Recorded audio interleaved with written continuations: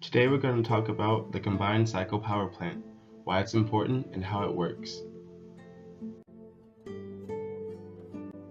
Before discussing the combined cycle, we must first talk about the Brayton or gas cycle, which is used for aircraft and power plant power generation.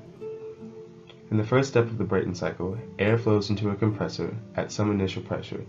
There, as the name suggests, it is pressurized to the cyclic pressure. This pressurized air flows to the combustion chamber, where some added fuel is burned and gives off heat energy used to heat that air in an isobaric process. The heated air then expands adiabatically through a turbine, causing work to happen and the turbine to spin, which generates power. Some of this work is used to power the compressor as well, and heat exhaust is released into the atmosphere. The second important type of cycle is the Rankine or steam cycle.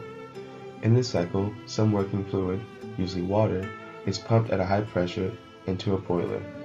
In the boiler, it is heated isobarically to and beyond its boiling temperature and converted into steam vapor. This high pressure, high temperature steam travels through the pipes until it reaches the turbine. There, it expands, performing work and generating electricity. This expansion results in a decrease in pressure as well as a decrease in temperature. However, the turbines are designed to maximize work by operating at high, medium, and low pressure steps. This lower pressure, lower temperature steam vapor is then moved to a condenser where it is reformed into a liquid and reused to be pumped into the boiler. While both considerably effective, the Brayton and the Rankine cycle each possess their individual flaws. The Brayton cycle, for example, expels high-temperature exhaust gases as a byproduct. This is wasted heat that could otherwise be used to perform more work.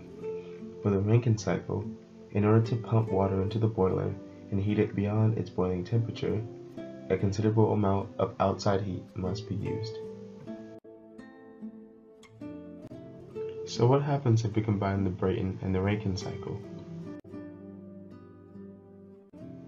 The answer is the combined cycle power plant. The first half of the CP² model is exactly like the Brayton cycle.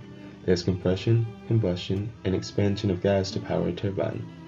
The only difference is that the usually wasted heat loss is now utilized in a heat recovery steam generator to release heat and boil water to a high temperature steam.